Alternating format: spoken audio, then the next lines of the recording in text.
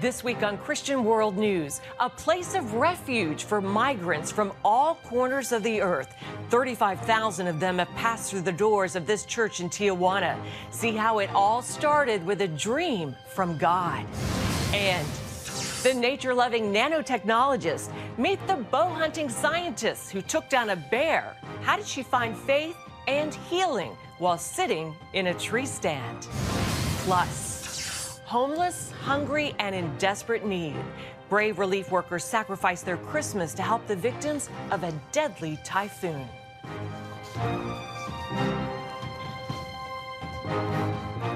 Welcome to Christian World News, everyone. I'm Wendy Griffith. Well, a God-given dream. That's what led Gustavo Banda to start a small church in Tijuana, Mexico.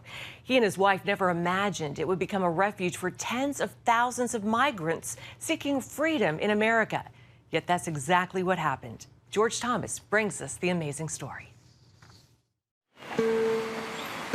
6 miles from Tijuana and a short distance from the U.S.-Mexico border lies one of this city's poorest neighborhoods. This area is on the outskirts of the city. Not everyone knows about it. Not everyone wants to come here either. It's easy to see why. There are no paved roads. The hillside is strewn with garbage. There's no sewage system here, and crime is rampant. When we moved here, there were only cows, horses, chickens, and people with a lot of needs. In 2011, Gustavo Banda and his wife, Zaida Gulen, moved to Canon de Alacran, or Scorpion's Canyon, after hearing from the Lord in a dream. It was a clear mandate from God to move here, even though there was absolutely nothing in this place. Teachers by trade, the Mexican couple were touched by the overwhelming needs of the community. Most folks here were poor subsistence farmers. God gave me a dream that I had to build a church. We worked for 8 months, day and night. We knew God was going to do something special, but nobody had a clue about what really was going to happen.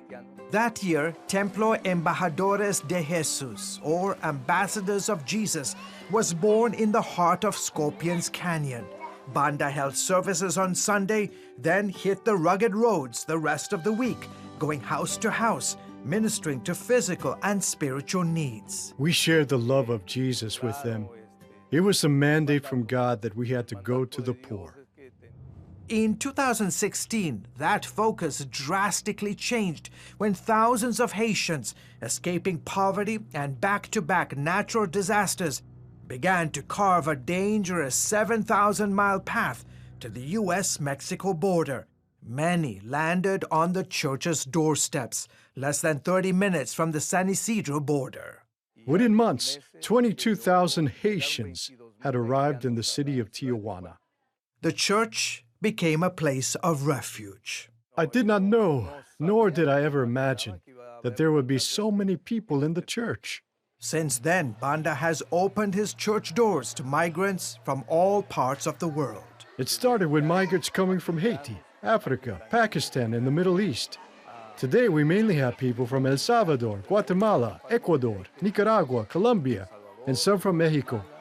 It's hard to tell, but we estimate about 35,000 people have come through the church, easily. 1,200 were staying in the church the day CBN News visited. We feed them 3 times a day. We try to help them with all their needs. At nighttime, the entire church becomes one big giant dorm, where everyone sets up their beds on the floor, and sometimes there's no room to even walk on the floor. Redding Castillo from Honduras has been here for 4 months. He says gangs killed his father and threatened to take his life as well. Thank God that I'm not in danger anymore. They are not sending me the threatening messages like they used to. 24-year-old Jacqueline Ortiz from Guatemala is here with her 2 girls. I'm so thankful to God because if these doors of the church weren't open, I don't know where I would be. I don't go hungry here. My daughters don't go hungry. We have a warm place, we have a roof, and all thanks to God and to the people that help us. Most migrants stay here an average of 6 months before trying to legally cross the border. Church volunteers run a school for the children, oversee computer training, and provide other skills that will help migrants prepare for their new life in America. Area churches and NGOs also pitch in with food and other essential supplies. The most important thing for the migrants to know when they get here is that there is hope, and although they have left their families behind, all of us that are here have become their family. Come Sunday, everyone picks up their bed and dresses up for a lively church service. I know that I only have a little bit of time with them, so my job is for them to know as much as they can about Jesus, baptize them, and send them to the United States believing in Jesus. Pastor Gustavo started the church back in 2011 with no idea that he would be housing thousands of migrants from around the world. So today, 10 years later, a new structure is going up, which will be the future home for the migrants. He once had a desire to be a missionary to Haiti. Not anymore. I even started learning a little bit of their language, but when I wanted to go to Haiti, Haiti came to me. And after Haiti came, all the other nations started coming to this place. I don't have the numbers, but for years we have been baptizing so many of them, and many more are surrendering to Jesus. And that's my calling now. George Thomas, CBN News, in Scorpions Canyon, Tijuana, Mexico. Amazing story. Thanks, George. We're learning more about those missionaries held hostage in Haiti for 2 months. An unidentified person paid a ransom for their release, but the kidnappers didn't keep their word and let only 3 of them go. A few weeks later, the remaining 12 hostages made a daring overnight escape. Christian Aid Ministries released details of the journey, and as Mark Martin reports, it began with a video of the team singing praises for their deliverance. The Lord encampeth round about them that fear him, and delivereth them. A ministry spokesman said the hostages sensed God nudging them to make an escape, but waited patiently for confirmation and sought him for the right timing. On the night of December 15th, they believed it was time to go. When they sensed the timing was right, they found a way to open the door that was closed and blocked, filed silently to the path that they have chosen to follow, and quickly left the place that they were held, despite the fact that numerous guards were close by. In the distance, they could see a mountain feature that they had recognized and they had identified in the previous days. They identified this landmark before, and they knew that this is the direction that they needed to go. They also followed the sure guidance of the stars as they journeyed through the night, traveling toward safety. The group included a 10-month-old baby, a 3-year-old child, 2 young teens, and 8 adults. They walked for hours through woods, thickets, and brambles, at times stopping to ask God for direction. When the sun came up, they met someone who helped them make a phone call for help and returned to the ministry guest house. Thanks, Mark. The missionaries are offering forgiveness to their captors and pray they will come to know the Lord. Well, up next, the bow hunting PhD who found healing in a tree stand. Welcome back to Christian World News. She's a chemist with a PhD who hunts with a bow and once killed a bear while she was pregnant. Jennifer Hoyt-Lawley is also a woman who faced some major health challenges, but she says God healed her body and her soul through hunting, prayer, and healthy eating. Here's her unique story. Before the sun rises, Jennifer Lawley climbs in her tree stand with bow and arrow ready, patiently waiting. On this quiet morning, Jennifer pulls out her Bible. Although she loves going to church with her husband, Chris, she sees this tree stand as her chapel. It's a place where I can go and be alone and really talk to God, and not just talk to God, but to look out amongst the beauty and the peacefulness. And once I started to really pray for others in the tree stand, that's when things started changing in our lives. Jennifer, a nanotechnologist and lover of high heels, says for years her husband tried to get her to go hunting with him, but she had no interest. Then he bought her a bow. We were trying to have children, and for years we were having problems, and my husband kept trying to encourage me, come out and hunt. And then finally one year he brought me a pink bow. I will tell you, I shot that bow and it was the most amazing feeling. So then he wanted me to hunt, and I said, I have no interest again. And I said, what would I do up there? I can't talk to anybody, can't wear heels, it's lonely. And so he said, just come with me, try it, you'll see. So he took me up for the first time, got me my hunting gear, and I got up into the tree stand, and it was an aha moment for me. It was life-changing. It was the first time that I had really slowed down. Around this same time, doctors hit Jennifer with some bad news. She would need surgery to fix what's described as a paralyzed colon. The other diagnosis, it was official, she and Chris could not have children. We went to see specialists, and it finally got to a point where they had said, if things don't change, we would have to remove part of my colon. Through extensive testing, Jennifer discovered she was not getting enough fiber and even gluten. She radically changed her diet from mostly meat to include lots of whole grains, including brown and wild rice. So I have kind of the opposite problem of celiacs, but it made me want to learn more about what things could change my health, because I started to feel better as I ate the grains. Jennifer's health dramatically improved, and she no longer needed surgery. She felt compelled to share what she learned in a book, Hunt and Gather, The Healing Powers of Whole Grains, Lean Meat, and Prayer. I was finally at peace with not having children. I said, I'm just going to keep writing this book and have fun with it. I wanted to focus on the first two foods that were in the Bible, venison and grains, and then to bring everybody together. But then a miracle happened.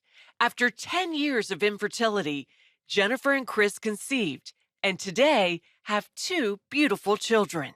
As I learned more about nutrition, it really healed my gut, it healed my soul, to the point that, in addition to prayer, it cured 10 years of infertility, and that's huge. I mean, it's more than a miracle. As self-proclaimed carnivore, Jennifer says she's still a big fan of wild game, especially venison, which she and her family enjoy on a regular basis. To be honest, it tastes great. If you cook it right, if you keep it cold, keep it clean, and you age it right, there is no gamey taste, and there's no fat. This is as natural as it gets. I mean, this is from field to freezer. While in Canada, Jennifer actually killed a bear with a bow and donated the meat to the locals. I like to think of myself as a woman who killed a bear with a bow while I was pregnant with my daughter. I'm a woman PhD chemist who killed a bear with a bow. That's important to me, and I think it's important that I get this message to my children and to everyone, because every one of those statements that I just made to you were things that either I was told weren't possible or that I thought I didn't want. Jennifer says God used hunting to save her soul. Sitting there in the tree stand and praying and knowing what he's done for us, I feel at peace. I feel that my soul is taken care of. If I can trust him with my soul, I can trust him with anything. Jennifer says her book, Hunt and Gather, part cookbook, part testimony, is her thank you letter to God, and includes delicious recipes from her popular butternut squash soup to numerous ways to cook venison and whole grains. But Jennifer cautions that while, yes, God healed her, she had to make the necessary changes to her diet. You have to make a commitment to yourself, to be good to yourself. And I think that that's, it can be difficult. Now that I'm a mom, I know how busy people are, and it's important to spend time with your family and your friends, but you've got to make time for yourself because you're worth it. He wants you to have a great and, healthy life. Amen. And trust me, everything she made was delicious. It's all in here in her cookbook, Hunt and Gather. I've made several of the recipes. They are all amazing. Plus, her story is in here as well. It's available on Amazon and at Barnes & Noble. You will not regret picking up Hunt and Gather by Jennifer Hoyt-Lawley. Well, up next, an 11-year-old girl finds a 2,000-year-old coin. It's changing the way we view Israeli history. In Israel, an 11-year-old girl made a valuable discovery, shedding light on what life was like in Jerusalem 2,000 years ago. Chris Mitchell reports. In the Emek Zurim Park, visitors can sift through debris from the ongoing excavation in the city of David. That's where Liel Krudakop found a rare silver coin from the time of the Second Temple. It feels something not normal. And go to the archaeologist was there and he cleaned it a little bit and then he told me and for my family that's a silver coin. At first, Liel's father thought they should throw it away. Actually, it didn't look like a coin, so I was thinking to myself, this is some kind of stone, and actually I told to the girls put it in the garbage can. But they insisted that this is a coin, and they took the coin to the archaeologist that was on the site, and he confirmed that this is indeed a coin. I was very excited, and it's like some happy feel because somebody touched it before 2,000 years, and right now I'm touched. This is a very rare find. Together with this silver coin, we know from the archaeological documentation only 30 other silver coins from the rebellion. The coin has 2 Hebrew inscriptions. We can see here the words in ancient Hebrew, Shekel Israel, and a second line with 2 Hebrew letters, Shin Bet, which means the second year of the rebellion against the Romans. 67-8 AD. On the other side of the coin, we have another inscription in ancient Hebrew, which says, LeYerushalayim HaKdosha, to Holy Jerusalem. Archaeologists believe the high priest in the temple wanted the coin to help pay for the revolt against the Romans. Coins were minted in order to emphasize independence of certain communities. So the Jews that rebelled against the Romans wanted to emphasize that they are independent. The Hebrew wording on the coin harkens back to the First Temple for a reason. To the time of King David and his son King Solomon. The Jews wanted to emphasize their connection to the great kingdom of Israel led by King David. They missed it. They wanted their kingdom to be as large as King David's kingdom. The coin came from a layer of debris dating to the destruction of Jerusalem in 70 AD. I'm standing on the remains of the ancient pilgrimage road that led Jews from all over the world to the temple itself. When the Romans destroyed Jerusalem and the street itself, all the structures that stood on both sides of this street collapsed into one pile. To Levy, the discovery is like traveling back in time. To hold this silver coin is like going back 2,000 years ago and actually touching the daily life of the people that lived in Jerusalem. Liel's mother sees it as more proof of Jewish life in Jerusalem. It tells a lot about the history, about the people that lived here, about everything, about the history of this place, of Jerusalem, and the meaning of this place to us, to the Israelis, to the Jewish people. So yes, it means a lot. Chris Mitchell, CBN News, Jerusalem. In the Philippines, teams from CBN's Operation Blessing spent the Christmas holidays serving victims of Typhoon Rai. As Lucille Toulousan reports, they went to remote islands, bringing God's love to thousands of homeless survivors. The power of the catastrophic Category 5 Cyclone Rai is seen in this actual cell phone video. These residents used a piece of plywood as a shield against flying iron sheets and other debris. Although they fled to an evacuation center for safety, strong winds and rain tore the roof off the building, exposing them to more danger. They believe that the faith and prayers of the children saved them. I told them, don't cry. Papa Jesus will save us. Just relax. Papa Jesus will stop the storm. No casualties were reported in their village, but this is what is left of the coastal community. These villagers are now in urgent need of food and clean water. Grace Kapangpangan is due to give birth any time. She's distressed over the tragedy they now face. All the houses in their village were wiped out. We don't have a house, and we don't know where to start, where to get the money to buy food. All our rice got wet, and all our belongings blown away by the strong winds. Operation Blessing immediately coordinated with the Philippine Armed Forces, local government units, and church partners.